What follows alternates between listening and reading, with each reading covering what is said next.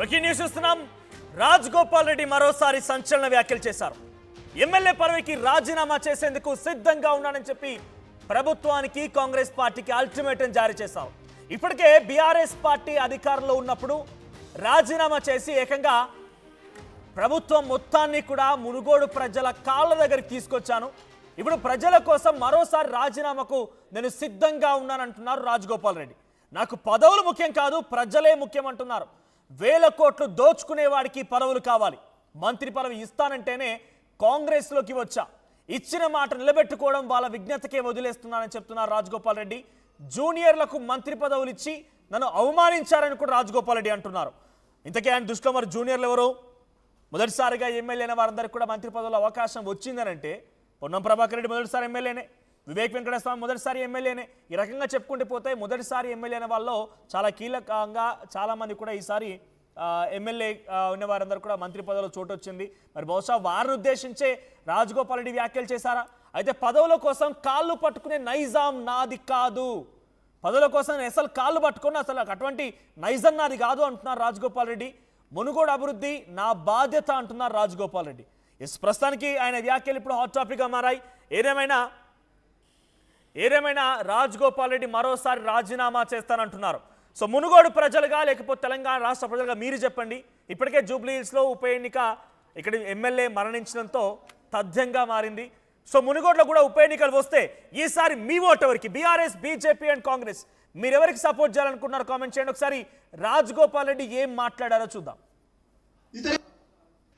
ఇంతకంటే పెద్ద పదవి వస్తే అది ప్రజలకే ఉపయోగపడుతుంది, ప్రజలకు లాభం అవుతుంది. కానీ నేను అందరిలాగా పదవులకు పోయి పైరవులు చేసి దోసుకునేటోళ్ళు అయితే కాదు. ఎవరికి కావాలి పెద్ద పెద్ద పదవులు?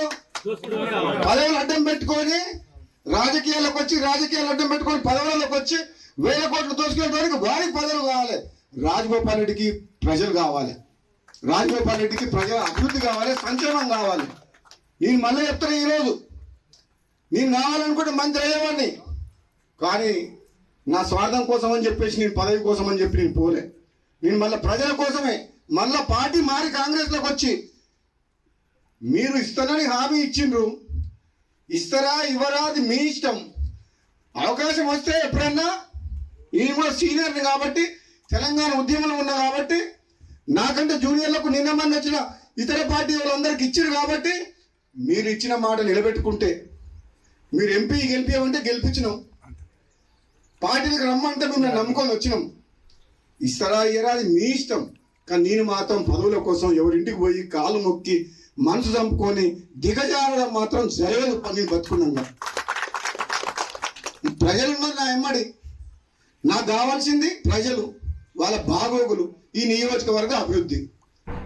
ఒకవేళ నాకేదన్నా మంచి జరిగితే వాళ్ళకి మంచి జరుగుతుంది, లేదంటే వాళ్ళ మధ్యనే ఉంటా, వాళ్ళ కోసం పనిచేస్తా, వాళ్ళ కష్టసుఖాల్లో పాల్పంచుకుంటా, వాళ్ళ కోసము ఎంత దూరం అన్న పోతా, ఎంత పోరాటం అని చేస్తా, అవసరమైతే మళ్ళీ త్యాగం చేసి పోయినసారి ప్రభుత్వాన్ని మీ కాళ్ళ తీసుకురాలే, తీసుకొచ్చినా నేను రాజీనామా చేస్తే మొత్తం టీఆర్ఎస్ ప్రభుత్వం 100 మంది ఎమ్మెల్యే మునుగోడు ప్రజల కాళ్ళకాడికి రాలేదా?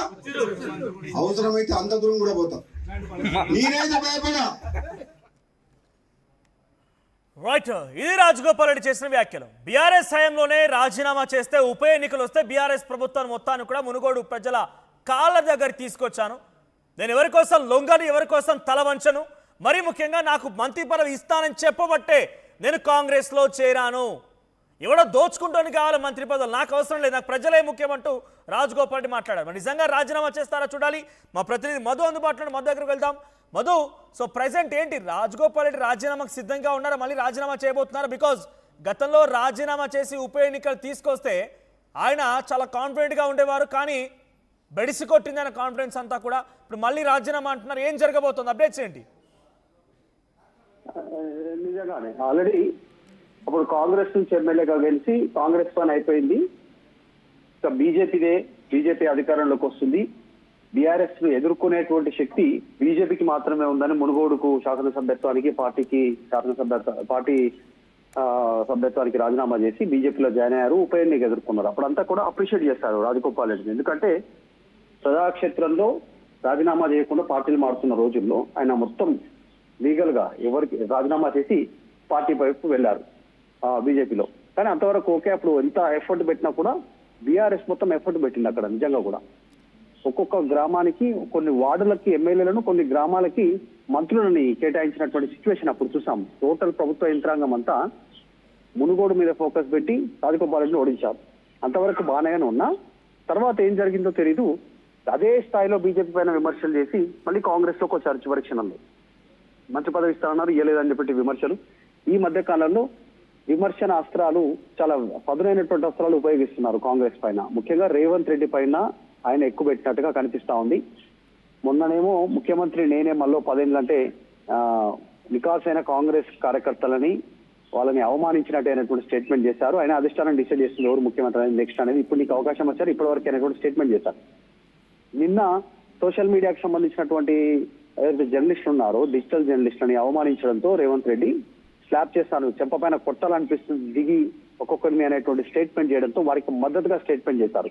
ఈ రోజు డైరెక్ట్ గా బహిరంగంగా వీడియో రూపంలోనే ఆయన డైరెక్ట్ గా అందరి ముందే ఓపెన్ గా మాట్లాడుతున్నారు. ఎవరికో డబ్బులు అక్రమంగా సంపాదించుకునే వాడికి పదవులు కావాలి, నాలాంటికి కాదు అనేటువంటిది. ఆయన ఈ మధ్య కాలంలో మునుగోడులో పాదయాత్ర చేస్తున్నారు, ప్రతి గ్రామంలో తిరుగుతున్నారు, విద్యార్థులకు సహాయం చేస్తున్నారు, ఆరోగ్య అవసరం ఉంటే వారికి సహాయం చేస్తున్నారు. ఇలా అందరికీ సహాయం చేసుకుంటూ ముందుకు పోతున్నారు. సొంత డబ్బులన్నీ కూడా ఎక్కడ కూడా ప్రభుత్వానికి సంబంధించిన రూపాయి కూడా యూటిలైజ్ చేయట్లేదు. డబుల్ బెడ్రూమ్ ఇల్లు రాణంలో కూడా ఈయన డబుల్ బెడ్రూమ్ సొంతంగా ఈయన డబ్బులతో ఖర్చు పెట్టిస్తున్నటువంటి పరిస్థితి ఉంది. ఇచ్చిన మాట నిలబెట్టుకోవడం, వాళ్ళ విజ్ఞతగా వదిలేసిన కాంగ్రెస్ పార్టీ స్థానాన్ని ఇవ్వలేదు. సో నాకంటే జూనియర్లకు ఇచ్చినటువంటి స్టేట్మెంట్ వైరల్ అవుతా ఉంది. మరి ఎక్కడి వరకు వెళ్తుందో చూడాలి. ఇది డైరెక్ట్ గా పార్టీ పైన మాట్లాడినటువంటి, పార్టీ అధిష్టానం పైన, పార్టీ పైన మాట్లాడినటువంటి మాటల కింద తీసుకునే అవకాశం ఉంది. క్రమశిక్షణ చర్యలు కూడా తీసుకునేటువంటి అవకాశం ఉండొచ్చు. ఈ మధ్య కాలంలో క్రమశిక్షణ సంఘం వేగంగా రెస్పాండ్ అవుతుంది కాంగ్రెస్ రాజీనామాకు సిద్ధంగా ఉన్నాను, మంత్రి పదవికి అసలు లెక్కే కాదు, ప్రజలే నాకు ముఖ్యం అంటున్నారు, మంత్రి పదవి ఇస్తానని చెప్పి పిలిచింది కాంగ్రెస్ అంటున్నారు. అంటే మంత్రి పదవి ఆశిస్తున్నట్టా లేనట్టా ఏంటి కన్ఫ్యూజన్ గా మాట్లాడుతున్నారు ఆయన? అంటే చాలా స్పష్టంగా మంత్రి పదవి ఆలోచిస్తున్నారు ఆయన. నాకు మంత్రి పదవి కావాలనేటువంటి డిమాండ్ ని ఆయన తెరపైకి తెస్తా ఉన్నారు పదే. మరి కాంగ్రెస్ అధిష్టానం ఇస్తుందా లేదా అనేటువంటిది బిగ్ క్వశ్చన్. ప్రస్తుతం మాత్రం ఆయన నాకు ఇవ్వాలనేటువంటి డిమాండ్ ని చాలా రోజుల నుంచి వినిపించే ప్రయత్నం చేశారు, కానీ ఇంతవరకు అయితే పట్టించుకోవట్లేదు కాంగ్రెస్ పార్టీ. మరి నిజంగానే రాజీనామా చేయడానికి సిద్ధంగా ఉన్నారా? నాకు రాజీనామా చేయడానికి కూడా సిద్ధం, పార్టీ పదవులు ముఖ్యంగా అనేటువంటి స్టేట్మెంట్ ఎక్కడ దాకా వెళ్తుంది? ఇట్లాంటి డేర్ స్టెప్ తీసుకోవడంలో కోమటిరెడ్డి రాజగోపాల్ రెడ్డికి కొంచెం పేరుంది. గతంలో కూడా సడన్ గా ఎవరు ఊహించక ముందుకే పార్టీ సభ్యత్వానికి, ఎమ్మెల్యే పదవికి రాజీనామా చేసి బయటకు వెళ్ళిపోయినటువంటి హిస్టరీ ఆయనకు ఉంది. కాబట్టి ఇప్పుడు కూడా అట్లాంటి సంచలనం ఏమైనా తీసుకుంటారా రాజగోపాల్ రెడ్డి అనేటువంటి చర్చ కొనసాగుతుంది. చూడాలి. నిజంగానే రాజగోపాల్ రెడ్డి గారితో మళ్ళీ ఎమ్మెల్యే పదవికి, పార్టీ సభ్యత్వానికి రాజీనామా చేస్తే బీజేపీ వైపు మళ్ళీ వెళ్లేటువంటి అవకాశం ఉంది. ఈ మధ్య కాలంలో బీజేపీ యాక్టివిటీ పెరుగుతా ఉంది. రామచంద్రరావుని అధ్యక్షుడు చేసినప్పుడు ఎంత విమర్శలు వచ్చాయో, ఆయనను అధ్యక్షుడు చేయడానికే ఆర్ఎస్ఎస్ క్షేత్రస్థాయిలో తెలంగాణలో యాక్టివ్ కాబోతుంది. 2027లో అధికారానికి రావడానికి స్కెచ్ చేసుకుంది అనేటువంటిది కనిపిస్తా ఉంది. చర్చ జరుగుతుంది. కాబట్టి మరి దాన్ని దృష్టిలో పెట్టుకొని రాజగోపాల్ రెడ్డి స్టేట్మెంట్ చేశారు. నాకంటే జూనియర్లకు కూడా ఇచ్చారు, నాకంటే జూనియర్లకు ఇచ్చారనే మాట నేను కోట్ చేశారు. ఎవరా జూనియర్లు, ఎవరికి ఇచ్చారనే భావన